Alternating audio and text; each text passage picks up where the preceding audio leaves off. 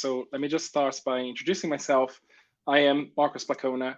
I've been working in developer relations for many years now. I'm a director of developer relations. And much like you, I have just started to look for a job. So I used to work for Twilio. For the folks who don't know me, I used to work in DevRel at Twilio.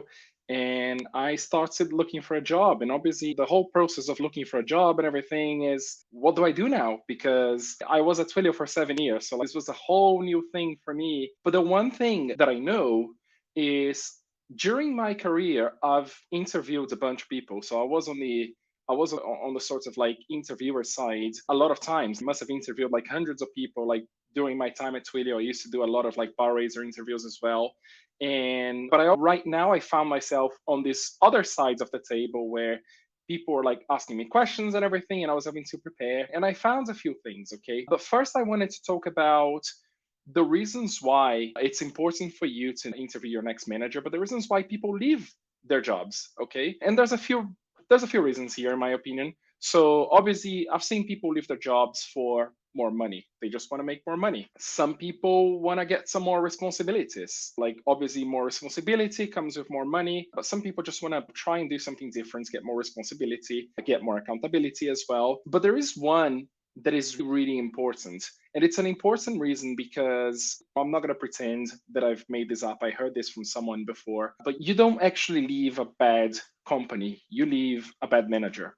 And in a lot of cases, this is exactly what happens. Okay. So you leave a company that you may enjoy working for because you don't really have a good relationship with your manager. So the thing that I've always liked the idea of people actually interviewing their managers. And the way you do this is very simple. But the idea here is you're trying to set yourself up for success. Okay. So obviously you need to make sure that you do your own research. So let's say you're interviewing with a company and you're now like in this process and you're talking to HR, then you're going to talk to the hiring manager. And I think the most important thing that you can do at this stage before you start doing your interviews is you do some research. You go on LinkedIn and you find who the hiring manager is. It's totally okay to ask HR as well, who's going to be involved in that interview process. What are the names of the people who are going to be involved? Like nothing should be a surprise for you, okay? You need to think about this as a two-way street. You want to find a job, a company wants to find someone to fill that job, and that may be you. So it's totally okay for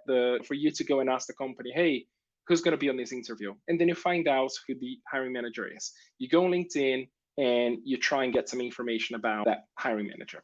Then the next thing that you do is you need to make sure that you prepare some great questions, okay? Because it's okay to ask as many questions as you have. It's okay to ask as many questions as you want.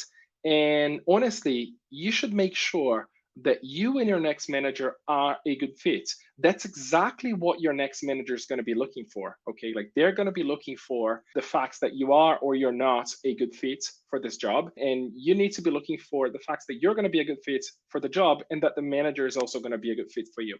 Because if either of those things don't align, it's unlikely that this is going to be a good job for you. So you want to make sure that you do your own homework here. As an interviewer, I always liked to see when candidates came up and they had some good questions and they had some interesting questions and sometimes some challenging questions. I'll talk a little bit about some of the questions that you can ask during your interviews. But honestly, I think you can't really go wrong. There's a couple of things that you can say that you may go wrong. I'm going to mention them, but you can't really go wrong. Okay. So make sure that you ask as many questions as you can. And honestly, if you need a follow-up interview, like if you've had, I don't know, 30 minutes with the hiring manager, and if you're like, hey, I actually need some more time, it's totally okay. Get in touch with the recruiter and say, hey, I would like some more time with the manager. Because the thing about interviews is interviews are, they're almost like, I'm going to use a terrible analogy here, which is of a relationship. Okay. So interviews are a date. Okay. So when you go to an interview, it's all magical and everything, and they're like a date. A job is like marriage. Okay. So like you can go on many dates. You will likely not be marrying too many people. And what you want to do is you want to make sure that when you do it, you want to make sure that you get it right. And I think finding a job is the same thing. Okay. Like you will do interviews with a lot of companies, but the reality is ultimately you're going to end up with this one job. And if it works out for you, great. If it doesn't, your life's going to be miserable. So you need to make sure that you do your whole homework before you go into the interviews. And then when you go into it and when you're talking to the hiring managers, there's a few things that you can ask. I always like to ask why you're hiring for this position. So, like, why am I here? Why are we talking? Then what will be my day-to-day responsibilities? What do you expect from me when I get into this job? What would you like me to do? And in this situation, if you're interviewing for something like a developer relations job, for example, this is the time when they're going to tell you, hey, I expect you to like spend some time writing content. I expect you to spend some time creating, I don't know, blog posts or something. But this is the time when you can actually talk about the responsibilities. Then also you want to ask where you would like to see me within 30, 60, and 90 days, okay? Because your probation time, your probation period is most likely to be 90 days. So you want to know exactly what are the things that you're going to have to do to be successful. Then where would I be working within this organization? Do I work on the marketing? Do I work on the products, engineering, R&D? Like, where do I fit within the organization? How many people in the team? This can be interesting because you want to know whether you're going to be the only person in that team, or you want to know that there's more colleagues for you to work with. Also, really important question, and this will trip some managers when you ask this question, which is, what is your leadership style? What do you expect? How do you like to communicate? What are you gonna? How are you gonna expect me to communicate with you? How are you gonna expect me to like report on the stuff that I'm doing? And then if sometimes before you go work for a company, you realize that some people have left, for example, it is okay to ask why such and such person left the team. What was the reason for that?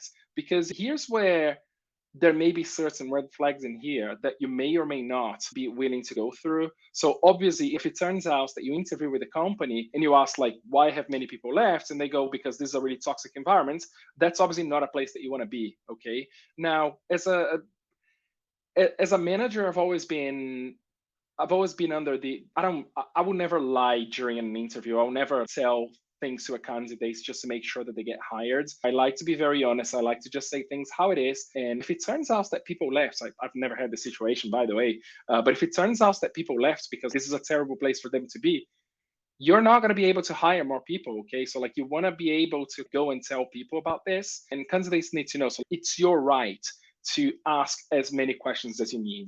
Okay. And then I have a list of don'ts. My don'ts, like, you will notice that I have a lot more do's than don'ts because, like I said, when you talk to a manager, it's okay to go and ask as many questions as you want, as long as they're nothing to do with like salary range, for example. Like, I wouldn't ask a manager about salary range. This is definitely something that you talk to the recruiter about, because as a manager, you don't always even know what the salary range is. As a manager, you also want to make sure that the recruiter is having those conversations before you talk to the candidate. If you're talking to a recruiter, you can go and ask that question, and it's totally okay.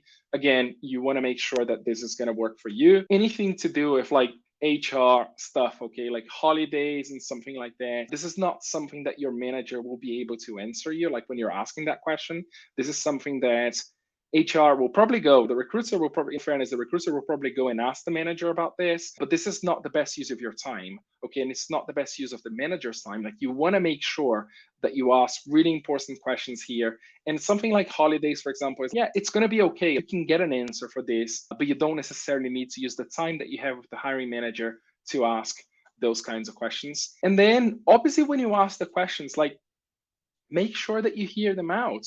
Make sure that you listen to them. Make sure that you pay attention. Make sure that if you want to ask follow-up questions, for example, make sure that you ask follow-up questions on whatever they've answered you. Don't ask questions twice. Don't ask the same questions many times. And make sure that you're actually there and you're paying attention.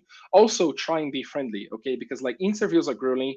Like I said, I've been on both sides of the table when it comes to interviews. And while I enjoy interviewing people, there's going to be times when you've done like 5, 6, 7 interviews in one single day, and they're grueling. Okay. So there's nothing like actually sitting with someone who's nice, who's trying to lighten up the mood, who's actually got a nice tone and is happy to be there. So try and be friendly, try and smile, try and make sure that you're there, and you're there to have a conversation. Like, I've always said that interviews, they're meant to be conversations and not interrogations. Okay. So obviously, this is about having an open conversation with your prospect manager. So yeah, make sure that you make the most of your time. And obviously, once you've done all those things, just get ready to receive an offer. And you will get many offers, but make sure that you're asking the important questions. As a manager, I always tend to look more positive towards candidates who ask questions because they show me that they're interested. So as a candidate, as an interviewee, I always like to make sure that I'm asking good questions. I'm always making sure that I'm preparing for that interview and not necessarily just asking like generic questions, but asking like specific questions about the company. I think this is all the time that I had. So again, thank you so much for having me here. My name is Marcos Placona. Feel free to get in touch with me. I'm on Twitter. I'm on GitHub. I'm also on LinkedIn if you want to talk to me on LinkedIn. But yes, thank you so much.